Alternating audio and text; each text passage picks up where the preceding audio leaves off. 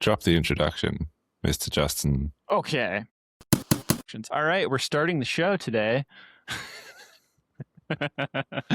Well, we're all awkward over here because we have a guest, Justin Gray. Hello. Of Justin Gray Labs, formerly of Toolpath, is here with us. Yeah. So we have a guest for once. Welcome. Thanks for having me. Pleasure. Mm-hmm. Well, I'll do the Dylan thing. Tell us about yourself. Yeah. I think I've talked about you here before. I've talked about a Toolpath that you were a founder, right? Co-founder? Yeah. I co-founded Toolpath. Yeah. Before that, I worked at NASA for 18 years. I did some cool stuff there. Right. Designing aircraft and jet engines. I built a lot of open source software. You can actually see the software I built at NASA at openmdao.org. We were one of the very first open source softwares at NASA, not the first, but one of the more prominent open source projects to come out of there. I'm pretty proud of that work. Wow. Did some really, really cool stuff there. You're the first on the author list. Yeah. That was a little controversial, actually, who got to be first on that author list. Yeah, somebody else should have been first on that author list, but things happened, and I ended up having to write that paper myself. I would say I lost, actually. I would have preferred somebody else. Just like school projects, you had to write it yourself. That's funny. There was somebody left the team and right about the time we were publishing that paper, but it was that was like the OpenMDO paper, which it was going to be very highly cited. And if you're in the academia environment, like the number of citations on a paper is actually like an important thing. Right. So the intention was for somebody else to be first author on it, but it didn't work out that way. Yeah. So I did that for a long time. I got to take over that project when I was really young. I started at NASA when I was like in a co-op in second year of university. I went to Georgia Tech. And then I was like every other semester back in Cleveland for NASA. NASA Glenn is a Cleveland, Ohio place. And then I kept working there when I graduated. And I was like 22 or 23. And the person leading that project had like left and they gave it to me. Normally, like you're fresh out wouldn't get control over a project like that, but nobody else wanted it. It was like a bastard child kind of. So I worked on that for like 14 more years. We failed a whole bunch, tried a whole bunch of stuff.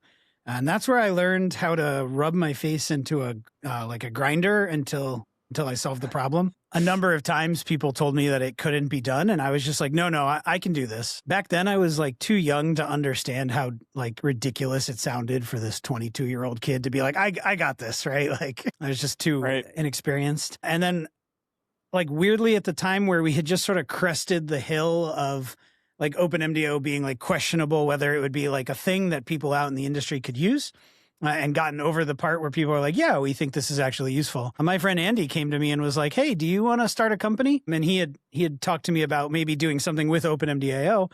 But when you work for the government, you can't really like have a side gig related to your day job. Like you're just not allowed to do it. So there was nobody there was ready for me to leave. I had never envisioned leaving. So it just wasn't going to work.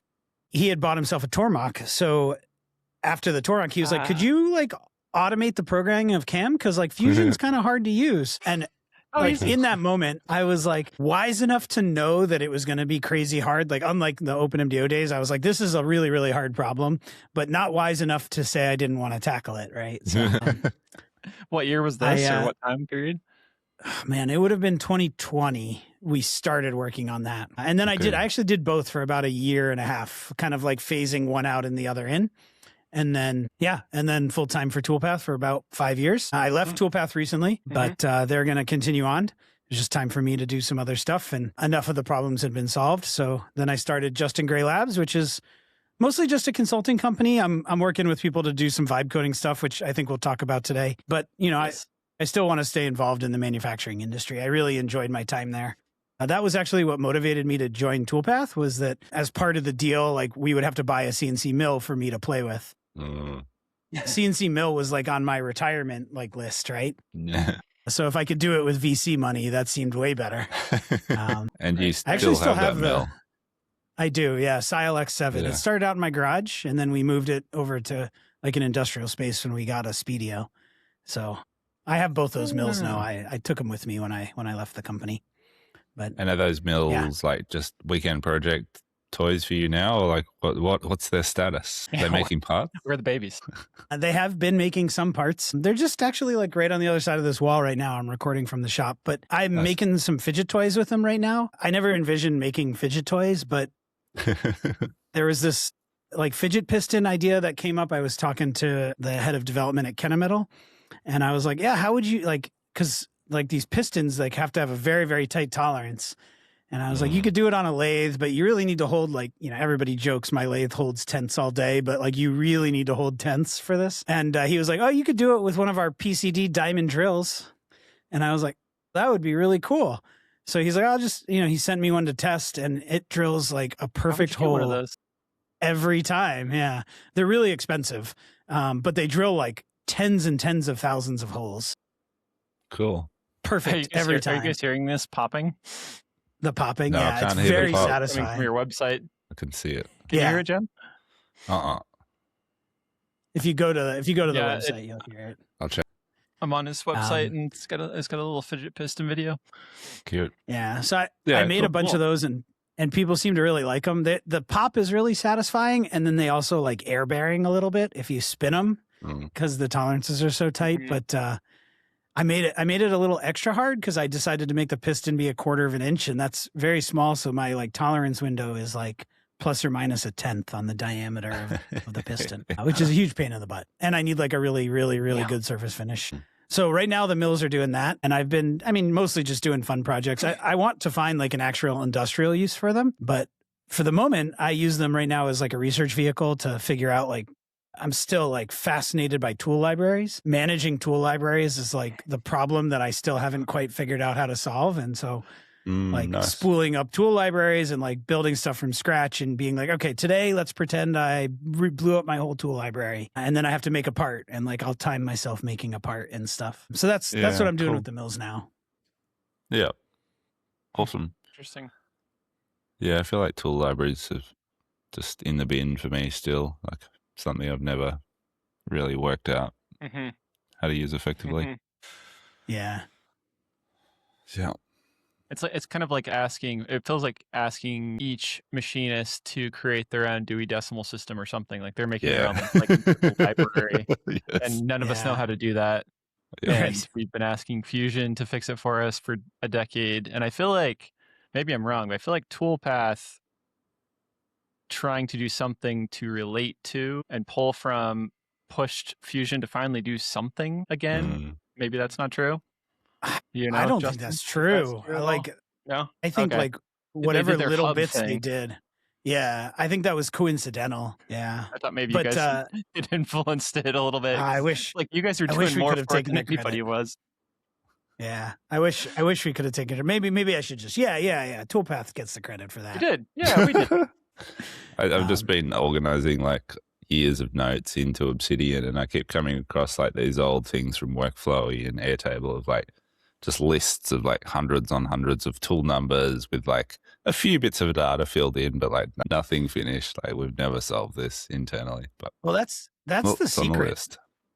The thing I realized fairly recently talking with Chris Zapatini, we talk about tool libraries like on the phone like every day. It's very weird. What tool library did you work on today? And how would you design this? It's so nerdy. But the thing that we've sort of come to realize is that tool libraries need to be treated as like a living thing. So Zap will say like always be auditing. And I think that for me was like the missing piece. Like when you realize that this is a thing that has to be viewed as like continually growing and adjusting. And then Devin Bedoni, who has, I think, the most dialed tool library system I've seen of at least any small shop. He asked me a question. He was like, how do I know which tools to always keep build up? Right? Because like the default answer when somebody's like, well, what do I do with my tools? How do I manage my tools? And I'm like, just buy more holders. You need more holders. And that advice holds, but at some point you have like 400 holders and you're like, listen, like I can't actually buy infinite holders. I need more floor space now. Yeah. So like some amount of prioritization needs to happen. And so then there's this question of like, well, which one should stay built up? I was like, oh, that's an interesting question. And so like that led me to realize that like fundamentally the tool solution needs to be something that is live and like has some sort of like tie to what's actually not just in your machine right now, but what's going in and out of your machine a lot. Right. And the solution, and I don't have an answer, but the solution has to be more automated. Like it can't be like somebody has to sit down at the end of the day and like enter in tool data. It's just never, it's not sustainable. Mm-hmm. So I don't have an answer for that yet. I have some ideas, and I've been working on a prototype. I'm not ready to share it publicly, but sure. Cool. The other thing I realized about tool libraries is that you need I like the idea of tags in tool libraries. Fusion doesn't support tags, but drills are like the classic example of like one tool that'll be used in a whole bunch of materials. And so you want feeds and speeds and all of this stuff. And so you kind of want like one master tool library, and then you want to quickly filter it down with tags where they're like the same tool can show up in like your aluminum library and your steel library, et cetera, et cetera. Yep. And every time I've tried to find an organization system where I do it in like folders, it gets messed up. But if I just have like one global library and then I can cut and slice with different tags and then like create a read-only derived version from like, here's my aluminum drills and my steel drills or however you want to cut it. Right. That seems to work for me. So that was a recent sort of revelation I had on tool library stuff, was that like, I think I want one global sort of source of truth. And then for like operational stuff, I want to create sets of tags that create derived libraries from it. Yeah, sick. Yeah. I'm coming into that problem for the first time of having started with our YCM 3-axis mill. All of the tools, since they're Cat 40, basically worked in the UMC. And I already had standardized a dozen or so tools that like I didn't ever take out. They were in the same spot. But I'm looking at upgrading the tool holders now. And what I'm terrified about is going back through and finding every place where that tool was used and finding a way to make trust in both programming and then going to run between me and anybody else running the machine that it's the right holder. Because do you need longer holders? Is that why you're updating? I'm just trading to some hydraulics. I started out with the ER32, kind of everything, kind of cheaply, and now the finishing tools, I'm just feeling like these should be in a better holder than year 32. This would be I haven't really needed a lot of longer stuff yet. Yeah, this is another problem. This would actually be a great place to play with a vibe coded add-in to tie it into vibe coding. Like vibe coding has opened up for me, especially in Fusion, and I'm a very good software engineer, very good developer. I know a lot of coding, and I'm very comfortable in a lot of languages. And I hate writing Fusion add-ins. Hate it. It's a nightmare. But with vibe coding, I'm just like, computer, give me better tool management system, right? So you could like absolutely write an add-in, and you could just like have a button that verifies your tools against some like master library or something. Right. Yeah. So external than some database, or at worst a Google Sheet, but you probably want a real database that you'd be comparing to. I would make a master, to keep it simple. I would make a master Fusion library, and then like in Fusion, like an extra one. And I'm going to assume you have standardized numbers for your core tools. And then you would just have an add-in, or like have it check like against the item number in the carbide or something. But like, there's got to be some union there. And then you could just have a button that says, look at all the tools that are active in my program and cross compare however you want to this like global source of truth, and throw a warning if any holder doesn't match the holder in the global source of truth. Right. Then you would have to, and that like, I think you could vibe code that add-in, shameless plug. Like I have a vibe kit for that, but I think you could vibe code that add-in in like half an hour and it would just work. Right. Yeah, that would be nice. Yeah. Yeah. It's on my list to get to as we get into the vibe coding idea. We sell for Portland CNC, we sell tool tags, we sell all kinds of different organization things. And I've made very simple methods for people to basically use like Dymo software to automate creating their tool tags, but that kind of loses a big aspect of like where you're storing it and all that kind of stuff. So I'm working slowly through the process of adding that to AirShop, so you can like identify and keep your tools there, and then be able to automate outputting the tags, little labels. And so it's interesting to hear kind of what you're talking about. Like, is there a further step to this that actually ties into Fusion? I don't know about that necessarily, but that's not. I think ultimately I've given this a lot of thought, and I think ultimately, like as an industry, we need to go to like external tool libraries need to be external to CAM. and then derived libraries get Makes pushed down sense into to me, CAM. right? Yeah. I just think Yep. there's too much like integration into the real world. And in terms of like storing stuff, here's a cool idea. Somebody told me this once. Like the dream is you open a drawer and a light, you know, it's like a light turns on to tell you like which bucket has your carbide that you're looking for in it. But I heard Yes. somebody recently say like that their version of it was they hooked a laser pointer up like in the ceiling, and like that way they didn't have to do any electronics in the cabinet, and you just like mounted a laser pointer on like a little angle arm and it points to the pocket it should be in. Sick. I saw a TikTok like that. Some guy had mapped out his shop with thousands of things, and I keep seeing different versions of this. I also saw a guy that created a custom robot to pull out drawers off the wall. Yeah, crazy. Yeah. Interesting. Yeah, I'm keen to explore like your relationship with vibe coding, as we call it. Me Because too. like I think you're probably the first real software engineer I've met in recent, times. And I'm super curious. Like you, like from the outside, it would appear that you've really embraced this new paradigm to some extent, as in you're in it, in the fact that you're selling a sort of an assistant to that. I'm super curious, like how you feel about this whole Starter kit. revolution. Yeah. The starter kits. Well, let's back up. Me So I'll admit that like a year ago, I was like very arrogant. I was like, vibe coding is for people who don't know how to code. But then I was talking to somebody at Meta. Yeah, and like I'm a real software engineer. I don't need vibe coding. But I was talking to somebody at Meta, and they were like, we talked to the really smart guys who are making these AIs, and they talk about how thinking about it like vibe coding is the next abstraction. And that hit really hard for me because I'm a very good software engineer. I know a lot about coding. I can program in Python. I can program okay in C and C++. I haven't done it in a long time, so I'm a little rusty, but I can do it. But to be honest, I don't know assembly. I've never learned it, right?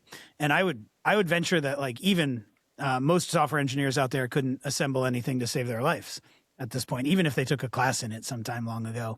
And when I was growing up, there was a lot of like, oh, if you can't, sometimes you just got to get down to the assembler to get it to really perform. And that's still true. Like if you're building embedded hardware or if you're doing like really crazy stuff, sometimes you just got to go look at the instructions. One time in my like PhD, there was like a problem in the Intel compiler. And so like the only way to fix it was to compile the code and then go modify the assembly. But like other than that, nobody looks at assembly anymore. And it's just not a thing you think about. And hardly anybody thinks about memory management. They just use higher level languages that deal with that. And for the most part, we're all better for it, right? And so if you think about vibe coding in that same way as the next newest abstraction, look, it's honestly scary. It's scary how little I look at code. I've built dozens of applications now where I haven't written a single line of code. And that's terrifying. But I'll tell you why it's mostly terrifying. I couldn't care less that I don't personally see that code, because if I needed to go look at that code, I understand it. And like, I don't know how much you guys have ever gotten into a place where you're like screaming at the AI, like, no, fix the bug harder. Like, no, you still didn't fix the bug. No, the bug is still there. And it's like, great, I fixed the bug. Right. And it didn't fix the bug. Like those are the moments where like, as a software engineer, I might go look at the code or ask it, what algorithm are you using? I have like a senior developer's level of knowledge to be like, listen, AI, do it the way I want you to do it, or I'm going to shut you off. But like the problem that I think the risk with vibe coding in this context is the same one that people had with assembly back then, but magnified, is that if you don't start out suffering through writing that code, if you don't have that foundation, how are we going to teach you how to get past those moments? And that's actually what like motivated the vibe kit idea, was that I was talking to some friends and they were like, it was Chris Zapatini. I'm just going to name drop him. And he was like, oh, I vibe coded my own ERP. And I was like, you need to let me take a look at this. I need to look at this right now. And he was like, why? And he was like, also talking about all the billing he was doing with it. Yeah. Yeah. And I was like, it touches your bank account. And he goes, it's fine. It's fine. I asked it to make it safe. It's fine. And I was like, so I like got into the code, and I'll admit I used AI to analyze the code, but like I know enough about security and stuff. And I found like many major security holes, like big giant holes. And I was like Zap, like stop coding right now so I can fix this, please. And so like Like vibe coding is amazing because it'll just do what you want, but it like will also just not write tests or like enforce good security practices.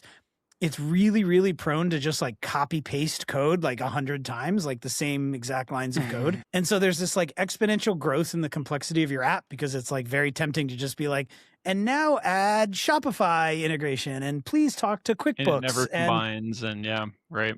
And as it gets bigger and bigger, it gets harder for the AI to do its job. So it's like getting worse and worse at adding features to your code as it goes. And so this is like, it's getting bigger and it's getting worse. So that makes it even more bigger, more faster. So I put together like what are called steering docs for the AI. They're literally just text files, but you give it like very specific instructions and you can build skills, which is like very specific ways of doing things. I put all this together and I was like, here, I fixed your code. It took me for Zaps. It took me a couple of days to get his code like seriously fixed up. And then I gave it back to him and then he's able to develop like much more sustainably after that. And I was like, like if you just give the AI some basic rules, it's still not perfect. You still can get yourself in trouble, but it's a lot better, and since then I've analyzed 3 more ERPs, I think, and every single person has said, like there's nothing critical and I'm not that worried about security. And every single time I've found something big enough to like wake them up in the middle of the night and be like, I need you to go deal with this right now. Go rotate this API key or shut down this like setting in this program. This is very dangerous. Go fix it right now. You're making me nervous as I look at my vibe coded ERP that I made a month ago. Yeah. We'll get you a security review, Jem. I'll help you out. Well, I have to be fair. I have plugged your package into it, your steering docs. Yeah, and it had no tests. I didn't know what a test was. Yeah, it's got heaps of tests now, so it must be fine. It takes longer to code, though. Damn it! It's using more tokens. It doesn't. It uses less tokens. That's false. It uses less tokens. Yeah. Does Okay, it? so let's. Yeah, it does. It uses less tokens. I promise you, it uses less tokens. I've measured it. Cool. So here's the deal. Like, you have to think of this AI as like, oh man, I don't want to be like not PC, but I'm like, I was gonna say like a savant 7-year-old coder, right? Like very, very, very, very good, and also the attention span and focus of a 7-year-old. And so what ends up happening like is it's duplicating code and copying code. Like if you ask it to find the bug, it's the same thing as if this savant 7-year-old is like reading the code and being like, I think the bug is here.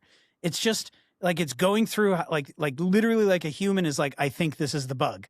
When you have a test, it's like I wrote some code that says when you run these inputs through this chunk of the code, you should get this output. And now there's like a binary, like did it work or did it not? And it can execute that code. Yep. And so now you go from it guessing, I think I fixed it, go try it, to I tried to fix it, I ran the test, I tried to fix it, I ran the test, oh, the test passed, I actually fixed it. And when you compound all of that up across especially a bigger code base, as you ask it to make changes, the individual change that you make is probably a little bit more expensive because it has to read the code and read all the tests and probably iterate a few times. But overall, the amount of code it's reading is much smaller, and the information it's getting from the tests helps it so that you have to go fewer circles with it as a human. And so it overall uses less tokens. And then on top of it, if you look into the steering docs, there's some stuff in there about how, like what size files it should keep and like a structure that it wants. Because if you don't tell the AI, it'll just put everything in one file. And then anytime it has to make any change, it has to read that entire file. And now if it's a bunch of littler files, then it can just like keep its context window more narrow. So we both have experience with that. Back, it's probably 2 years ago now. Jem was making his configurator, and it was just like one giant HTML file. And I was making AirShop, and the quote builder was so long that the code tools at the time were just like, I can't even. It would like be trying to process through it, get 2 threads through, and be like, I'm done. I can't figure it out. Yeah.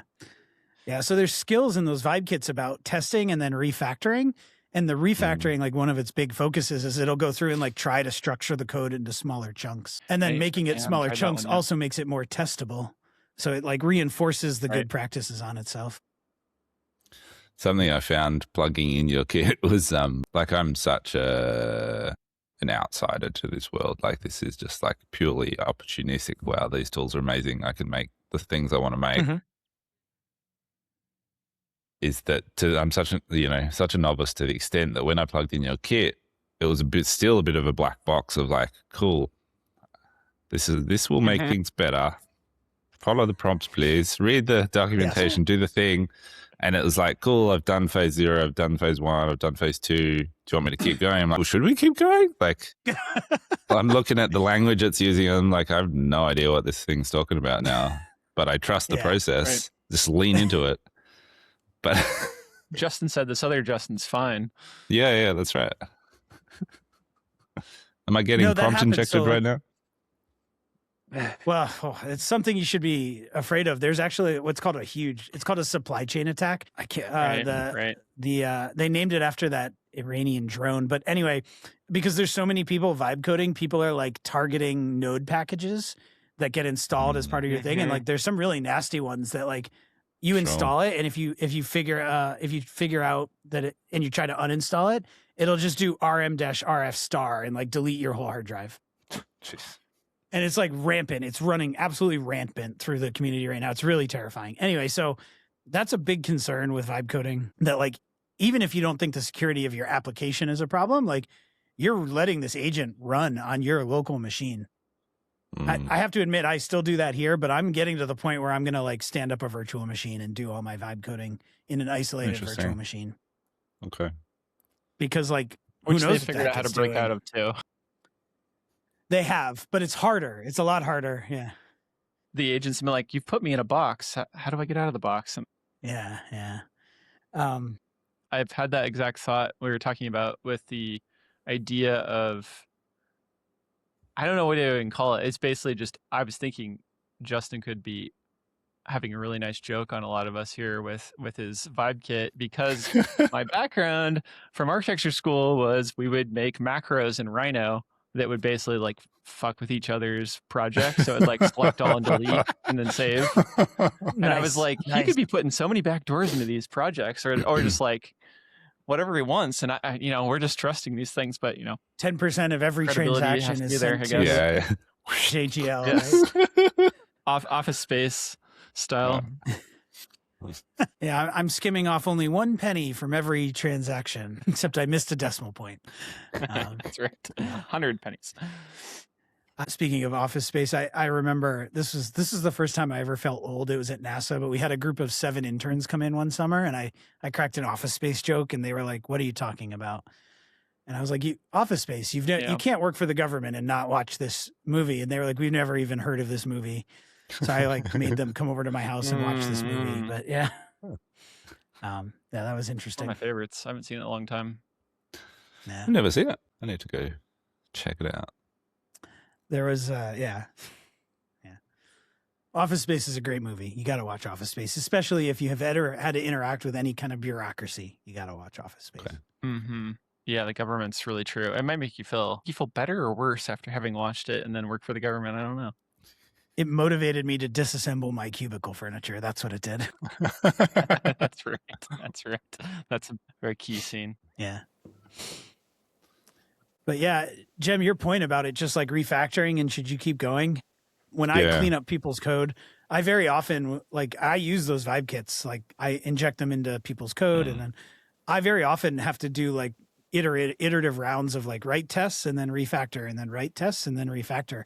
Because when it's all in one big file, like the AI is only smart enough to pick out like the biggest things. And as it makes the code more modular and it shrinks its context window, it finds more and more problems. So I usually find that like on the first time, if it's an existing project that you're trying to add the vibe kit to, I'll usually do like 1 round of testing and then 2 rounds of refactoring and then maybe another round of testing and then usually 2 more rounds of refactoring before it kind of levels out. And it's like, there's not really a whole lot that's worth doing anymore. And usually I agree.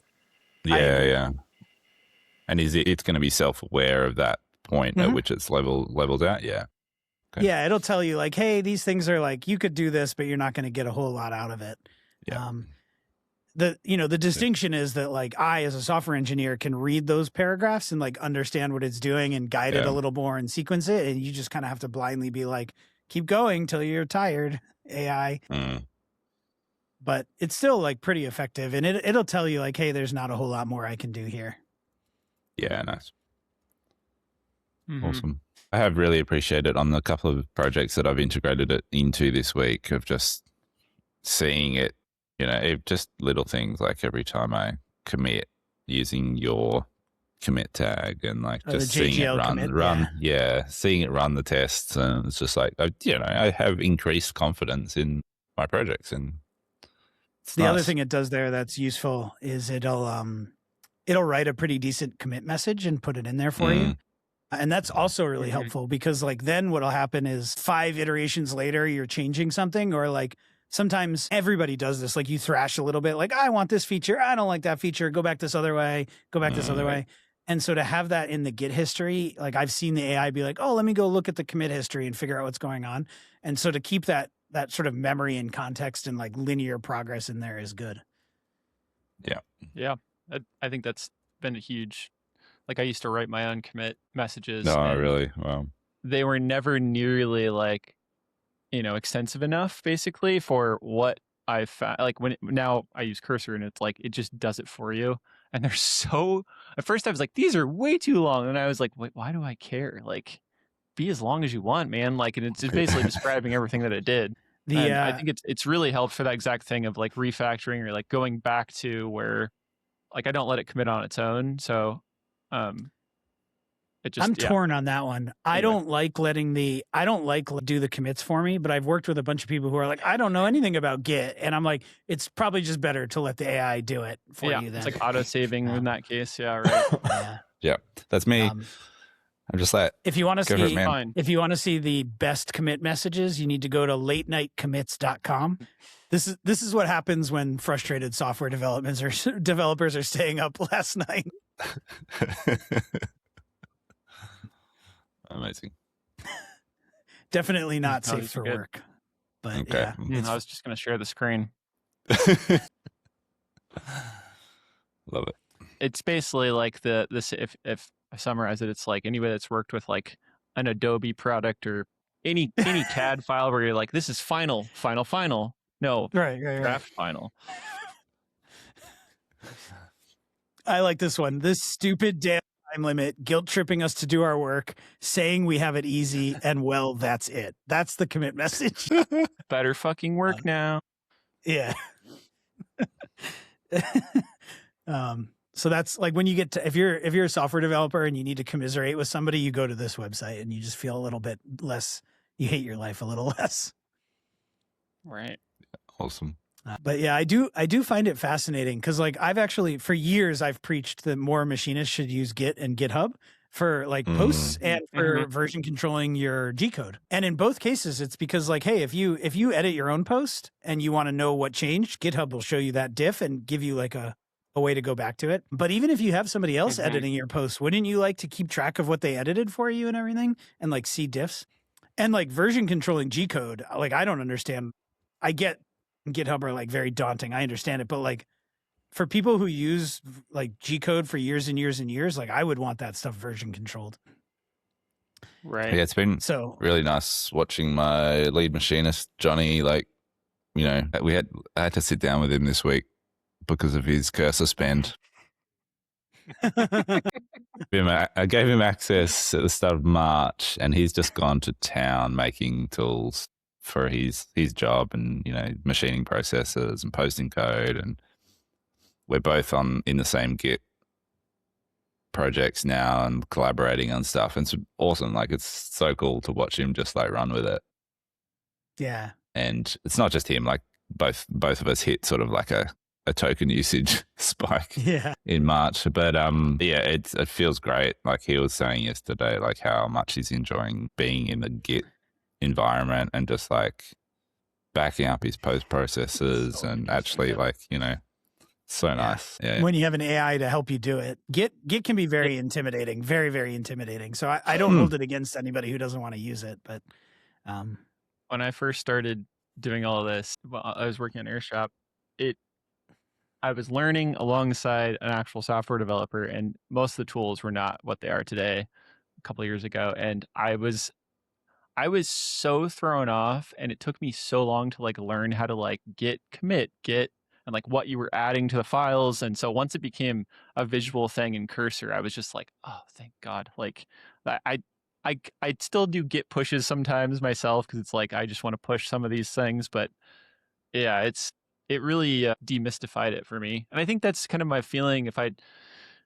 People probably hear us talk about coding all the time, Gemini, and it's interesting to have you here to think about it as maybe to validate, but also to like just be a wall against, I guess, where we are at, what we're doing, and I feel so liberated. And I think Gemini keep going back, and even Johnny and forth with this, like we're just messaging each other. Like I feel like a 12-year-old who just found porn. Like I'm just like, oh my God, I can make anything. I can make anything. Like, and I'm always just endlessly full of ideas about things I want to do. And now I just feel like I have the tools for that, which is amazing. I would agree with that. I would say that AI, that vibe coding is fulfilling the promise that was computers in the 80s and 90s when they were like, they'll make your life better and everything can be automated. Right. And you'll be able to have software to do everything you want. And it turns out like, no, that was everybody just built all their applications in Excel because that was like the thing people could figure out. Right. Side note, I once got in a fight with an engineer, not like a fist fight, but like a technical fight with an engineer at NASA because he was my mentor when I first started there. And then one day, like he was using this very old piece of software from Fortran and I had upgraded to this new piece of software. And one day he came in my office and he was like, can you teach me how to use the new software? I have to admit, I've been trying to build jet engine modeling software in Excel for the last 6 months and it's not working. And I was like, yeah, it's not going to work. And he was Amazing. like, oh, I know that now. But that was the moment. That was the moment when I knew. Anyway, so vibe coding has like fulfilled the promise. I'll tell you what freaks me out though, what keeps me awake at night, besides the like rampant security flaws and all these applications everybody's writing, is that to this day, as far as I know, like for every dollar you spend vibe coding, like I think they're spending like $5 to $15 to like afford. And I'm like, oh, they're either going to make this cheaper or they're going to start turning the crank on that price real soon. And that freaks me out a little bit because I can't imagine going back. The pace at which I can write software is insane. My ability to like, and even just to be a good, like it used to be like I'd be very hesitant to like go refactor code. I'd be like, I know I need to clean this up, but it's just time to make progress. And now it's like, no, like refactor this for me, please go. I'm going to go for like parallel, Yeah. Right. And so I have trouble imagining going back, but I'm afraid of how much it's going to cost soon. Likewise. I want to ask like a really sort of naive question, which obviously I know the answer to inherently, but like having only coded in this paradigm, other than G code, I could write manual G code prior to this, but like I am a little bit shocked at how it worked. I don't understand how it worked. Like, are you a real software engineer? Are you typing out your entire code base, or were there tools prior to this that helped you pull things together in terms of like libraries, or like are you copying and pasting bits and pieces from places and then cleaning it up, or like how the hell did that work? A little bit of both. Yeah, yes, we were manually typing out the whole code base. Except software developers are the laziest people you can ever imagine. And so they're very, very good at making like reusable libraries. And so like any code on the web, like 80% of it is reused libraries that I don't look at. I just import Next.js or Node or React, and I'm relying on that. And then on top of those foundations, and like you've probably seen, I'm guessing you guys have seen like npm install fly past the screen. Yeah. So that's for Node Package Manager. So there's this whole ecosystem of just free and open source packages that are available, and your whole app is built on top of them. And then your 10,000 lines of code sit on top of that. And yes, like up until a year ago, like humans wrote almost all of that code. There's like IDEs and stuff that could help like template some of that and things like that. But for the most part, and so the reason software engineers are like that is because they jump around from job to job to job, and they want to take their code with them. So they publish a lot of open source stuff. Yeah. Nice. Right. Yeah. Actually, that exact thing shocked me working with the guy I was working with when I started Airshop about how much code like I ended up almost all of it got refactored into something else, and we restarted kind of in a totally different way. But like I was just shocked to be like 15 lines, 1,000 lines. It was a crazy amount, pages and pages and pages, and I would just be like, doing this by hand? Like I don't understand. Like that is so much to type out, and seems to be a lot of carpal tunnel out there, I guess. I wish that the machining, and like one of the reasons I want GitHub to be a skill that machinists learn is that like we could share macros. And like the closest thing we come is that like everybody uses the Renishaw or the Bloom macros for the most part. And so we all just use these and take for granted that there's a few thousand lines of G code that we all just run. And that's not exactly true. Like Renishaw has this macro generator that like they have abstract definitions of the macros, and then they get customized for every machine and everything. Bloom does the same thing. But like, how many of us write the same freaking probing macros and stuff? And so like as a community, I feel like we could do a lot more like in-process inspection and things like that. But the challenge is that like there's a skill set in using Git and GitHub that's like not part of the community, which hopefully will be soon, where that could be like brought into place. And I think the place where it might actually have a chance is in Fusion add-ins. I think the Fusion community out there, like I'm hoping, like I know people are starting to write their own productivity add-ins. I know 3 people who wrote an add-in to like ask you to auto rename your toolpaths when you create them. So as soon as you hit OK, it like pops up a little window and says, give this thing a name. Yeah. So hopefully we can start to publish those things open source and converge on like, okay, Autodesk, if you won't do it, we will, and share those. Yeah, that's a great point. Interesting. Do you let your Fusion posts auto update? No, never. Ooh, no. I didn't think so. I just had to ask. No, but I also have like, I usually tend to have like pretty hacked posts and stuff. So like I'm pretty like, I mess with my posts way too often. I've smashed 2 probes messing with my posts. So I suppose, yeah, that was my next question. Like watching Justin's face as he described that makes me think of all the times when I've mentioned, you know, the fact that we're vibe coding G-code tools here that post straight to the machine with no human intervention, and Justin's kind of like clenching in his seat. Like, I would never send that to my machine. Like, no, if we're sharing all this, I would if I had tests. If I had tests that validated the G-code that was being you know, I've actually thought about vibe coding. Warning. I was like, I think that's going to come. Yeah.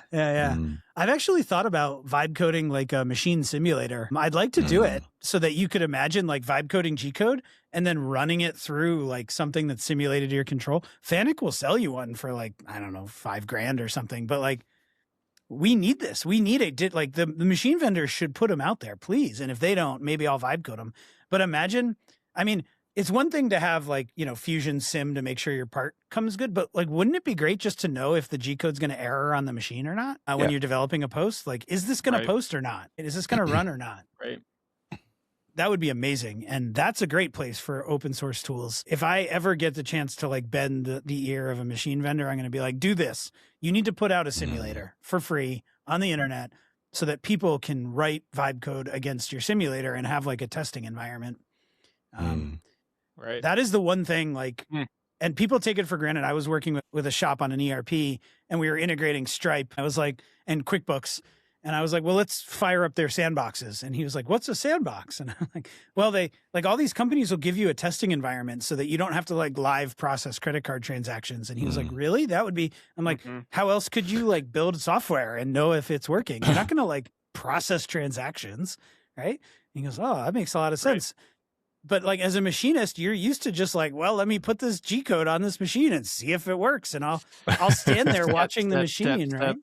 Yeah. Yeah. But like software developers have like refused to work that way. So your CI pipeline, your continuous integration pipeline, your GitHub automated tests, they run a full simulated version of your website. They can even have like little browsers. You probably saw if you use the Vibe Kit, these E2E tests it suggested, which stands for end to end. It's got like a little simulated browser and it's like not exactly this, but close enough, like loading your site and clicking on a button and making sure a certain call gets made and looking at a copy of your database to make sure the data, like the machining world needs to have that. That it has to happen. Just like we as a community, like it was interesting. I was talking at the Toolpath Summit. There was a machine vendor who was like, what has to happen somebody was like, what has to happen for us to do this? And I was like, well, I mean, the machine vendors won't do it until we'll pay for it. So if everybody just refuses to buy machines for like 6 months, like nobody buys a machine, right? It's just, we all just like boycott buying new machines. Like COVID. Then they'll say, okay, we'll do it, Yeah, like COVID.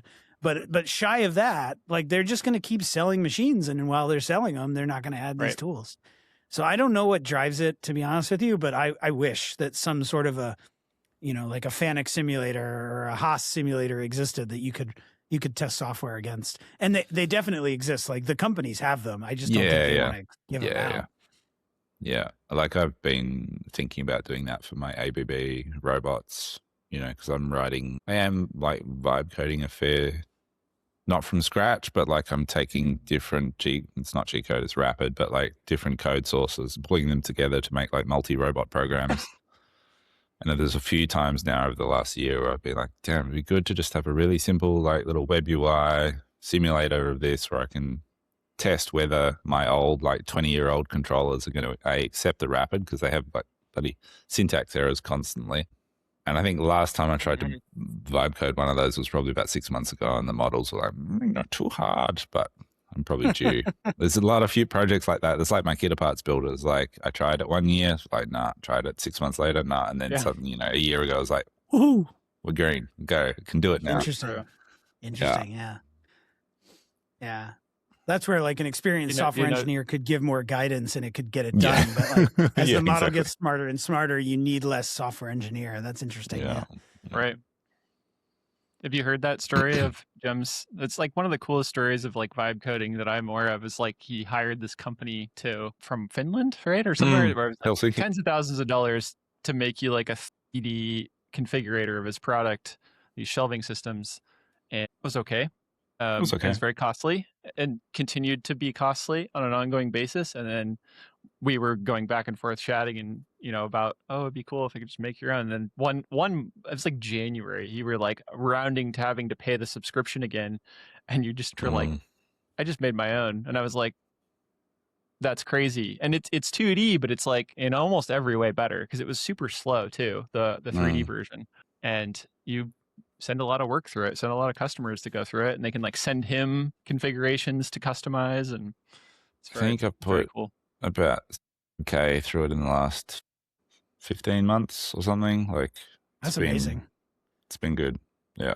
Now that you have the interesting thing would be, now that you have like a really dialed 2D version of it, to see if you you could prompt the AI and be like, this works in 2D, I want to extend it to 3D now. Cause it has like, especially after you've been able to refactor it into something the AI can consume more now with tests and everything, that'll give it enough structure to be able to upgrade it to 3D. That'll be interesting to experiment. Yeah, it's very close to that point actually, because just in the last few weeks, I've built scripts that take its 2D JSON output and can build it in 3D in Rhino for me, like using my block manager in Rhino. So it's very close to a 3D simulation, at least, of what you've built in the browser, I think. That's coming. I heard that you should not let Justin anywhere near your Rhino code, because he'll write macros to filthy macros. That was back when I was good at Rhino. It's mostly we had this stupid thing where we'd just like create cones all over your project. So I'd be like literally like cones like attached all over, like, and half the time they would like create so many arrays that they would crash the program, and which was nasty too. But it's like, I made this cool project so you could nest all your files for the laser cutter, and then it would trash your project instead. My son told me he wanted to be an architect recently, and I have an engineering degree.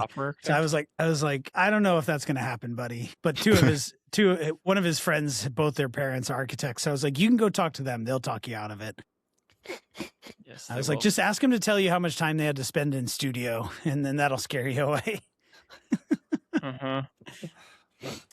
It would just be such a crazy different experience now. I don't even know how to perceive it, because there's so much time doing things so trivially that like either you would be expected to do a lot more, because like you could just create like sometimes you just present like renderings and line drawings, and now I can just do that in like 13 minutes with AI. So it's like, how do you prove what you're actually coming up with versus and is it just as viable that you've I don't know. I haven't had these discussions with anybody lately, but I've thought about it a lot of like, so much of it was like, what's the style of the image you created and how did you do it? And what is the feeling of it? And it's just so attainable. I mean, now.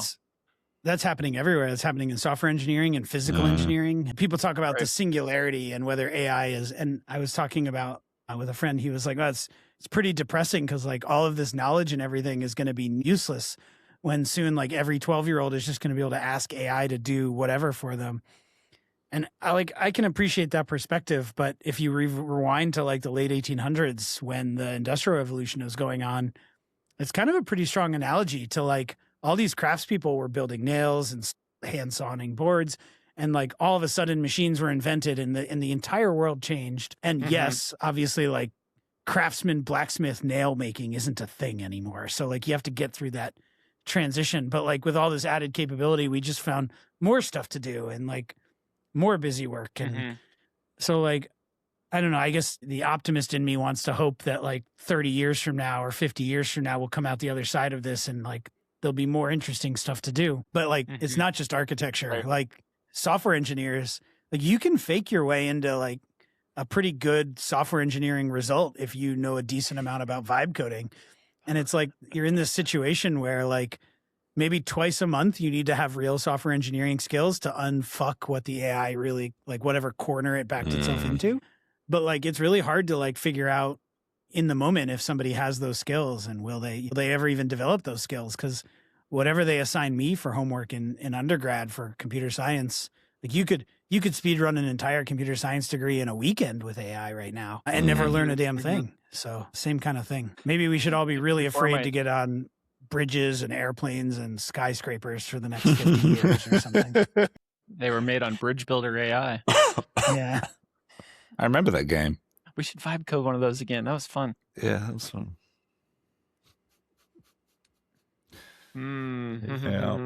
Yeah.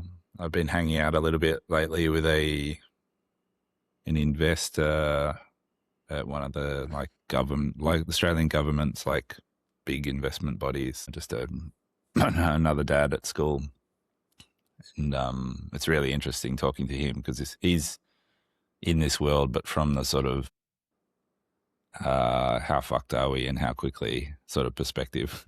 It's been I won't sort of go into the stuff we've chatted about, but it's been super interesting, like having someone on my periphery who's in that side of it. I wonder about that. Like you look just like the raw math, like if the VCs are even using the AI even a little bit to analyze their position, that like the math has to say like one of us is going to be really not fucked and the rest of us are going to lose our shirts, but we're willing to bet like that we're, like there's a limit on the amount of, like, anyway, it's pretty interesting though. Cause if you think there's a lot of like private equity roll-ups going on and everything right now. And I had a moment to think about this on a plane the other day and I was like, what? Like the reason that was happening is that they ran out of innovative high growth things to invest in. Like we kind of plateaued technologically.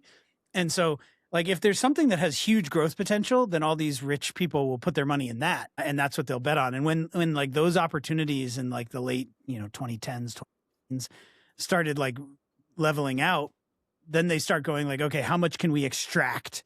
Like what can we roll up and extract more juice out of the existing economy? And so now like maybe the AI has given them like a new target to put like high growth stuff in, and we'll see less of this roll up stuff. I don't know. That's my hypothesis anyway, but I'm hopeful that it's like, for me, I'm trying to be hopeful that it's like going to unlock the next S curve for us as a society. I think it has potential to do that if we can avoid it, like launching all the nukes in a full Skynet on us or something.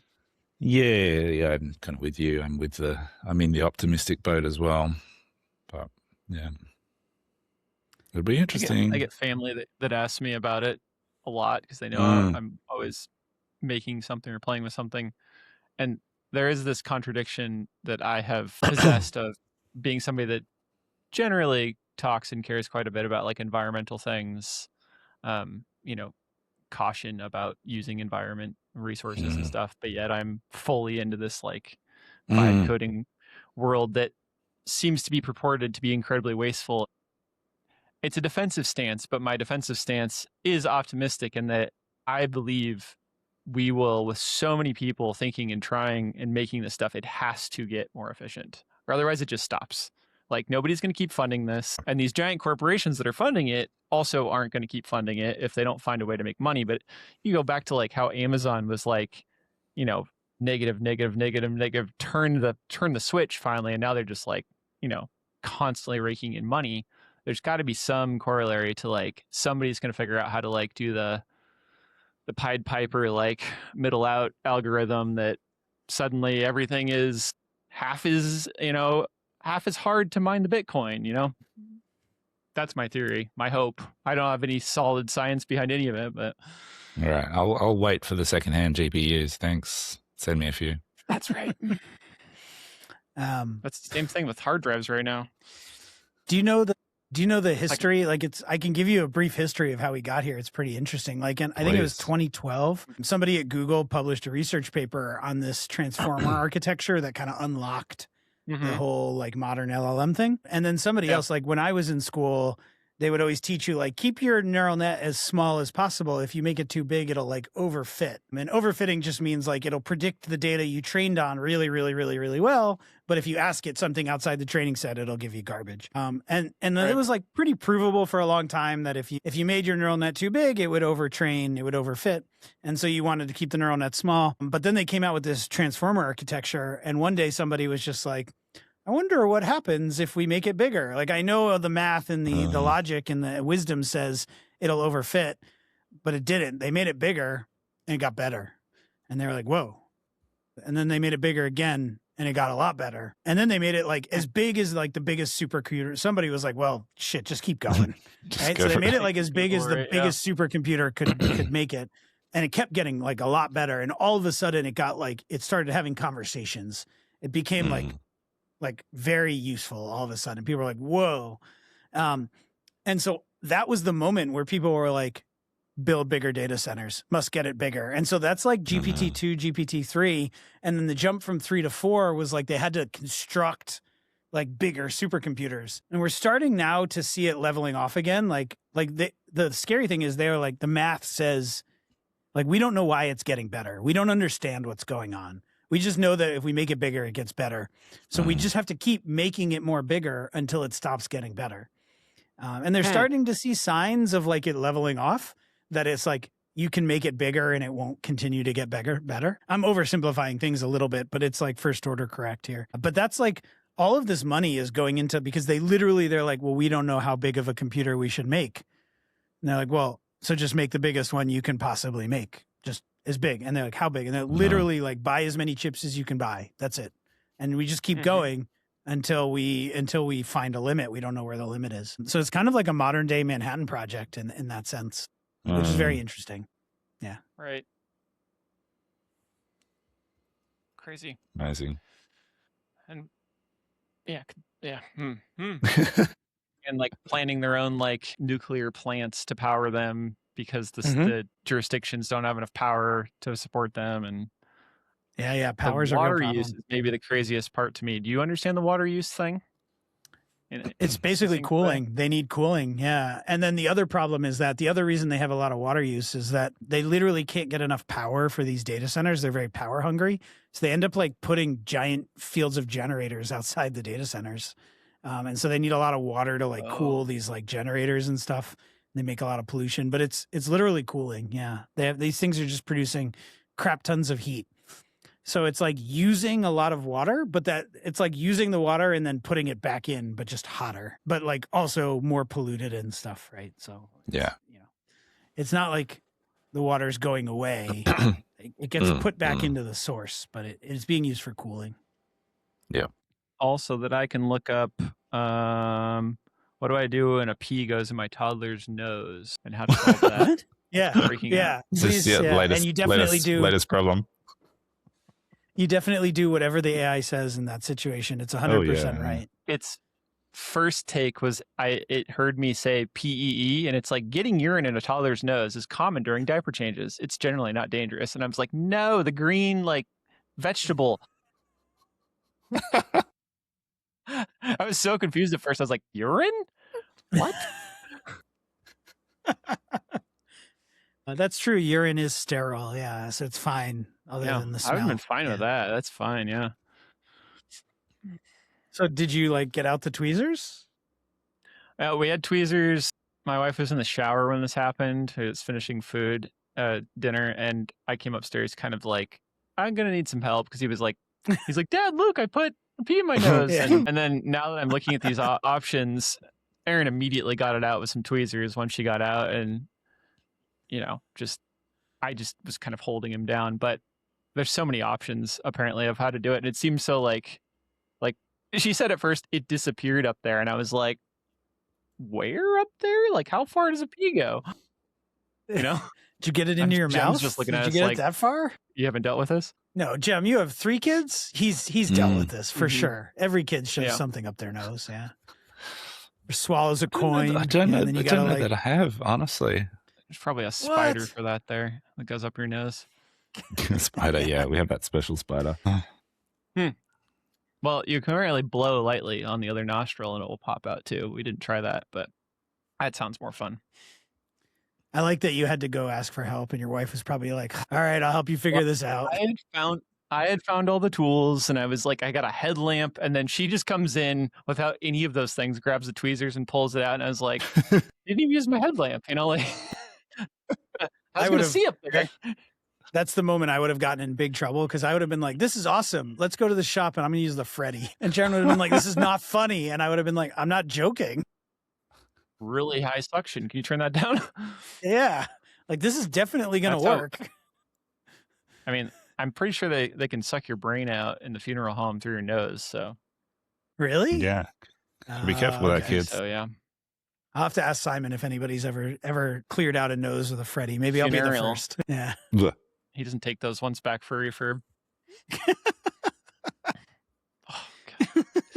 I bet he would. On that fun note, I bet he would. I think we need to go, because I think I've got some people that need back in the office. But it was great having you. We'll do the thing. Where can we find all of your things? And we're going to put a link to your vibe code kit in our show notes for sure. But where should people find you? JustinGrayLabs.com. Gray. JustinGrayLabs.com. Justin Gray. Thanks, guys. I like it. Thanks so much for having us. Thanks so much for coming on. It's awesome. I'm pretty active on Instagram. Yeah. Justin Gray Labs on Instagram too. Yeah. Yep. Check it out. But yeah. Yeah, that's where I post all my content about replacing office chair wheels with rollerblades. That's what I do on Instagram. Yeah. And fighting off the pie chart attacks. The pie charts. Yeah. Yeah, that started out as a joke. It's becoming less of a joke. Sometime soon, you all are going to get a lecture on the evils of pie charts, let me tell you. Didn't you got like a Trojan? Did your kid print one off and bring one into your space? Oh, it's even worse than that. I mean, I've gotten so many, like, here, Dylan, like, overnighted me a pie chart that he machined me one time. He was like, what's your address? I'm going to send you something. And then the next day, this shows up. And then so good. Easton from Moria Manufacturing sent me some, like, steel drops I was using in those fidget pistons. And I open up the box, and there's a pie chart in there with, like, a made-up pie chart that he used AI for. And I thought I had thrown it out. And then, like, I was cleaning up my office one day, and I asked my son to, like, throw some cardboard out in the recycling. And in that pile of recycling was the pie chart. So he, like, went and found it and, like, brought it into my office. Yeah. I see. And then I thought somebody the worst part, told him to print it and bring it to you. The worst part was he brought it in and he was like, Dad, we found a use for a pie chart in school. And I was like, yeah, whatever. You're just messing with me. But he legitimately, he was like, no, you can use it. You can, like, put a little arrow on it and use it as, like, a spinner to test probabilities. And I was like, oh, crap. Like, that's, like, the one actually valid use for a pie chart. This sucks. Like, I have to admit that there is now, because I used to say there's no reason to ever make a pie chart. Now there's one reason, one and only one. So, yeah, he got me pretty good there. Amazing. Oh, yeah. Thanks, Justin. Thank you. Really appreciate you coming on, taking the time. It's awesome to speak to a real software engineer, get an insight into your world. Let's take a look at the security on your ERP, Jim. Let's scan that, okay? Okay. I'm a little afraid to have you look at AirShop, but it's coming. Feels good right now, but do another few AI reviews first. Cool, gang. Right. Well, have a good night. evening, day, Jim. Will do. Catch you later. Bye, guys. Yeah. I guess. Bye, Justin. Bye, Justin. Bye.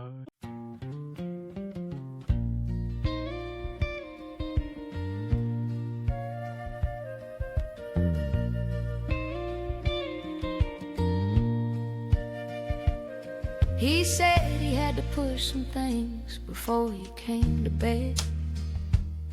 I heard him in the study, all those words left unsaid. He's been working on a branch that I don't have access to, and he's been making little changes, testing something new. He used to only pull for me, I was his origin. Now he's fetching from a remote I've never heard of, darling. And I found it in his history, he thought he'd cleared the law. He's been cloning something secret while I'm walking the dog. He said it's nothing, said it's just a side project, honey.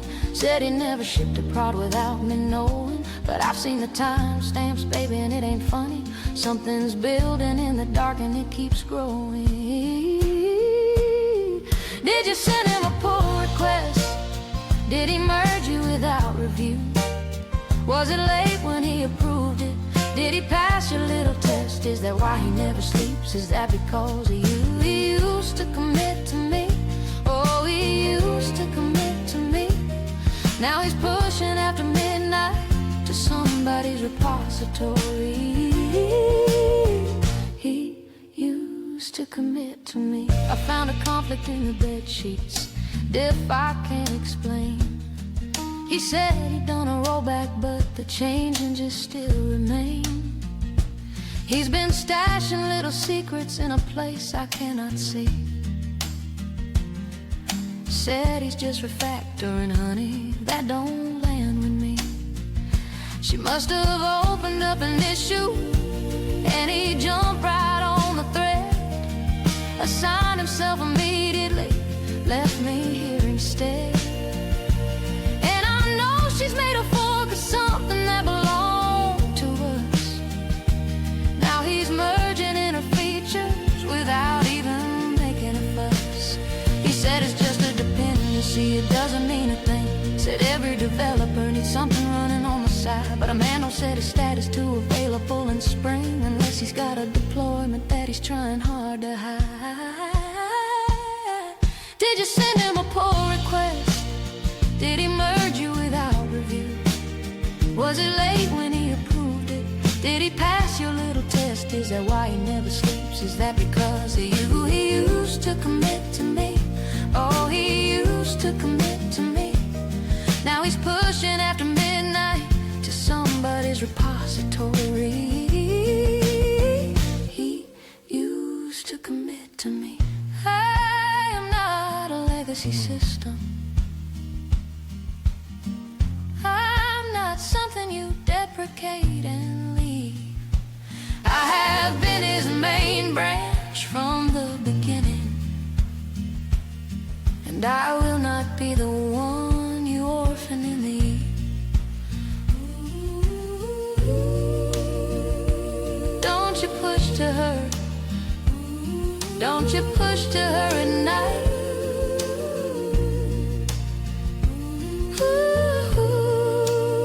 Come back to origin, come back and do this right.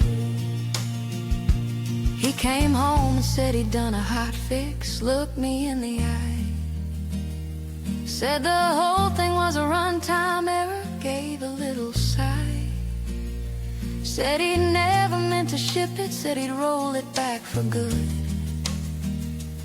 Said he loved me like a local server, baby, knock on wood. I said, honey, I've been patient, I have read between your lines, but a woman knows a merge commit when she sees the signs. So you better push a message that makes sense to me tonight, 'cause I'm about to raise an issue and I'm ready for a fight. Did you send him a pull request?